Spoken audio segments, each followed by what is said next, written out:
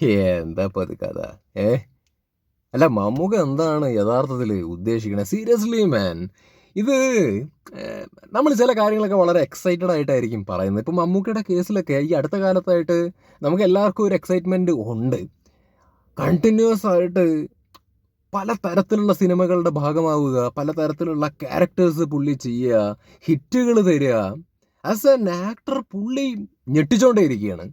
ഇപ്പോൾ ബ്രഹ്മയുഗത്തിൻ്റെ first character look വന്ന സമയത്ത് തന്നെ നമ്മളെല്ലാവരും എക്സൈറ്റഡ് ആയി.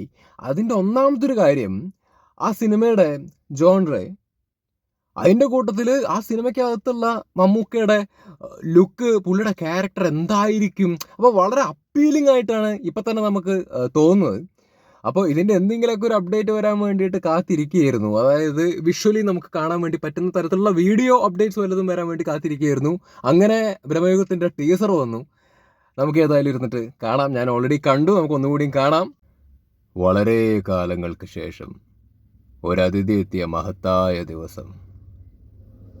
എൻ്റെ മനക്കിലേക്ക് സ്വാഗതം. മമ്മൂക്കയുടെ അത്രയൊന്നും നമ്മൾ വരില്ല, പക്ഷെ ആദ്യത്തിൻ്റെ അത്രയെങ്കിലും വരുമല്ലോ. അത് മതി. എപ്പിടി ഇருக்கு உங்களுக்கு പിടിച്ചാച്ചാ? അതവിടെ ഇരിക്കട്ടെ, നമുക്ക് ടീസറിലേക്ക് തന്നെ കിടക്കാം. കമാൻ.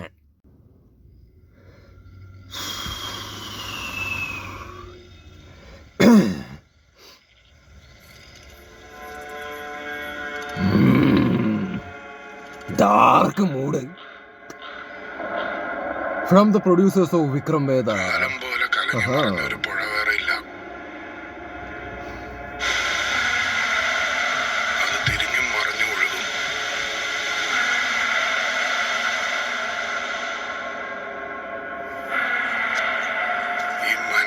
പഠിപ്പര കടന്ന പിന്നെ പാടവും പുഴയും മലയൊക്കെ ഇതന്നെയാണ്.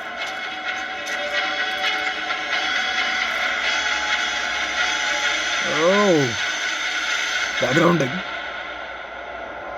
ഭൂതകാലം, അതിനെക്കുറിച്ച് ഞാൻ പറയാട്ടോ.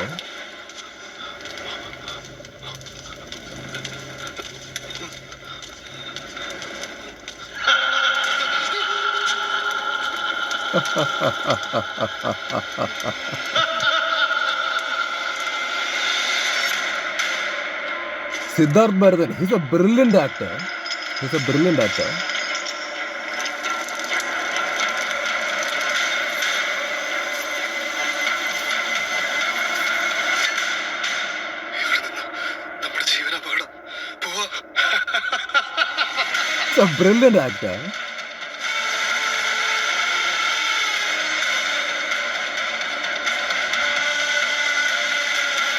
അർജുനും കലക്കും തോന്നണം കേട്ടോ ഇതിൻ്റെ അകത്ത്.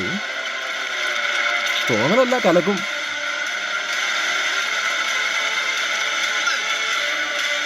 നന്നായിണ്ടത്.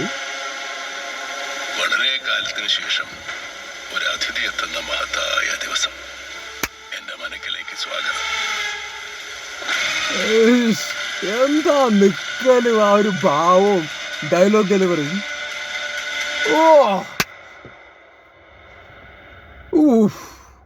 കണ്ണും ഊതലും പോളി.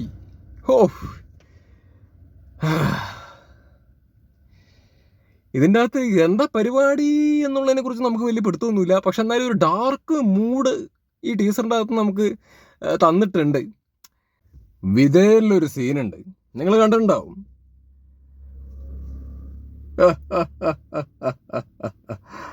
അത് ശരി, നിന്റെ ഭാര്യ സുന്ദരിയാണോടാ? പറയണ എന്റെ മോനെ, സുന്ദരിച്ചിയാണോടാ? ഞാൻ ചെയ്തപ്പോൾ ഇങ്ങനെ ആയി എന്ന് മാത്രം. പക്ഷെ അതൊരു ഒന്നൊന്നര നെഗറ്റീവ് ഷെയ്ഡ് സാധനമായിരുന്നു. അതൊക്കെ മമ്മൂക്കയുടെ ഒരു റേഞ്ചാണ്. അപ്പം നമുക്ക് എന്താണ്, ബ്രഹ്മയുഗത്തിൽ അങ്ങനെയുള്ളൊരു കൈൻഡ് ഓഫ് ഞാൻ പ്രതീക്ഷിക്കുന്നു എന്നല്ല ഞാൻ പറയുന്നത്. പക്ഷേ ഈ വില്ലൻ കൈൻഡ് ഓഫ് പരിപാടി എന്നൊക്കെ പറയുന്ന സമയത്ത് വിധേയനൊക്കെയാണ് എനിക്ക് മമ്മൂക്കയുടെ ഓർമ്മ വരണത്. ഇപ്പോൾ ഇതിൻ്റെ അകത്ത് ഒരുപാട് പ്രതീക്ഷയുണ്ട്. ബ്രഹ്മയുഗം നല്ല പ്രതീക്ഷയുള്ളൊരു സിനിമയാണ്. എന്തായാലും ഗംഭീരമാവും എന്ന് തന്നെയാണ് പ്രതീക്ഷ. മമ്മൂക്കയുടെ ക്യാരക്ടറിന് ആറാടാൻ വേണ്ടിയിട്ട് ഇതിൻ്റെ അകത്ത് പറ്റട്ടെ. പിന്നെ ഭൂതകാലത്തിൻ്റെ ഞാൻ പറഞ്ഞല്ലോ, ഭൂതകാലത്തിൻ്റെ ആൾ തന്നെയാണെന്ന് തോന്നുന്നു ഇതും എടുക്കുന്നത്. ഭൂതകാലം വേറെ റേഞ്ചിൽ നിൽക്കുന്നൊരു സിനിമയാട്ടോ. അത് കണ്ടിട്ടുള്ള ആൾക്കാർക്ക് അറിയാം. OTTയിൽ ഇറങ്ങിയൊരു സിനിമയാണ്. എനിക്കിപ്പോഴും ഓർമ്മയുണ്ട് അത് മൊബൈലിൽ കണ്ടത്. അത് വളരെ എൻഗേജിങ് ആയിട്ടുള്ള അല്ലെങ്കിൽ ഭയങ്കരമായിട്ട് പേടിപ്പിച്ചൊരു സിനിമയായിരുന്നു. അപ്പോൾ ആ സിനിമ കണ്ടപ്പോൾ തന്നെ നമുക്ക് ആ ഡയറക്ടറിൻ്റെ ഒരു റേഞ്ച് മനസ്സിലായി. നല്ല നല്ല പണി മൂപ്പർക്ക് അറിയാം.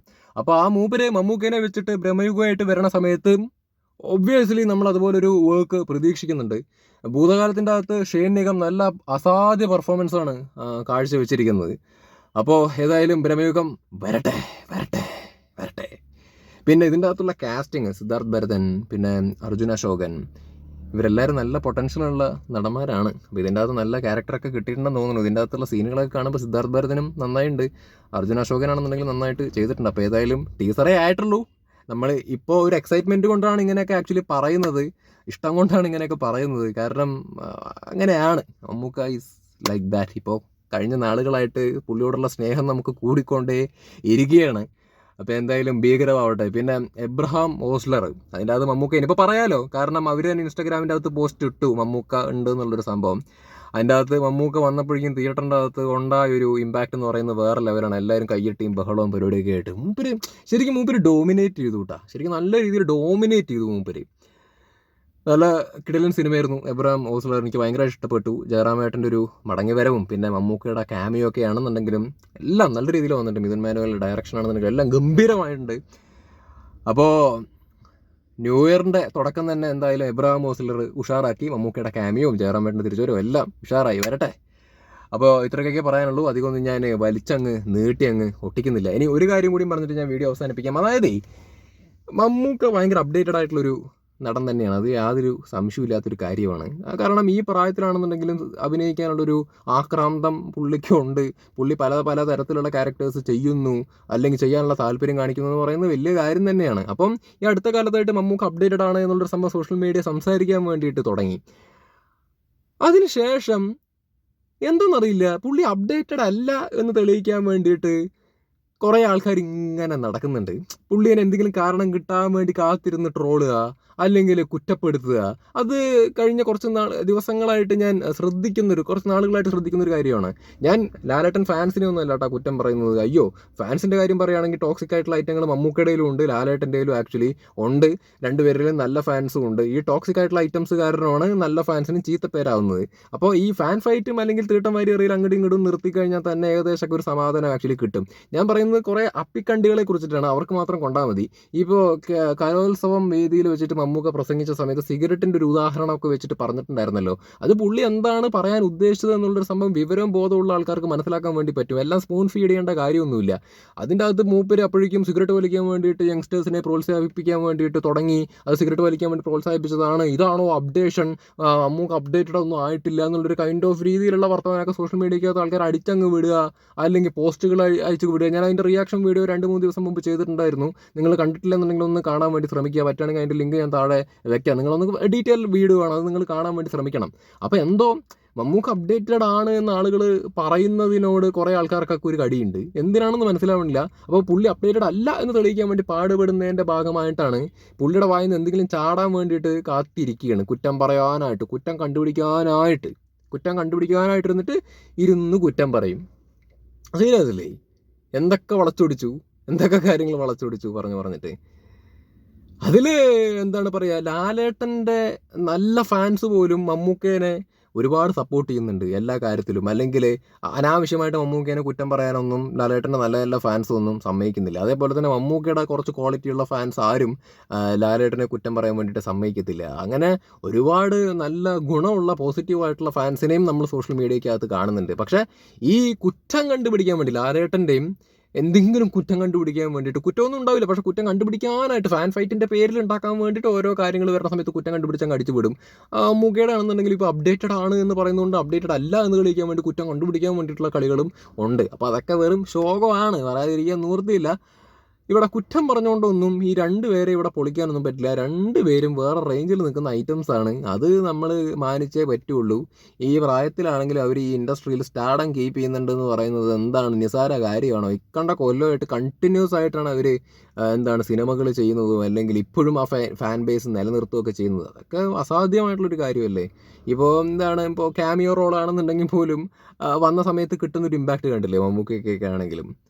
ഇപ്പോൾ ലാലേട്ടൻ്റെ 2024 നല്ലൊരു കൊല്ലമാവട്ടെ. കഴിഞ്ഞ സിനിമകളിൽ നിന്നൊക്കെ വ്യത്യസ്തമായിട്ടുള്ള സിനിമകളാണ്. ഇനിയിപ്പോൾ എല്ലാം പ്രതീക്ഷയുള്ള സിനിമകളാണ്. ഇപ്പോൾ നേരും നല്ല ഗംഭീര വിജയമായി. ഇപ്പോൾ മലൈക്കോട്ടെ വാലിബം വരുന്നുണ്ട്. അതൊരു വ്യത്യസ്തമായിട്ടുള്ള ഒരു രീതിയിൽ നിൽക്കുന്ന ഒരു സിനിമയാണെന്ന് പ്രതീക്ഷിക്കുന്നു. എന്താണ് പറയുക, ലിജോ ജോസ് പെല്ലിശ്ശേരിയുടെ. അപ്പോൾ ഗംഭീരമാവട്ടെ. അതിനുശേഷം റാം ആയിക്കോട്ടെ, എമ്പുരാനായിക്കോട്ടെ, എല്ലാം ഗംഭീരമാവട്ടെ, ഉഷാറാവട്ടെ. സോ ആശംസിക്കുകയാണ്. സോ ഇത്രയ്ക്കൊക്കെ പറയാനുള്ളൂ. Bye bye. ബ്രഹ്മയുഗം വെയിറ്റിംഗ്.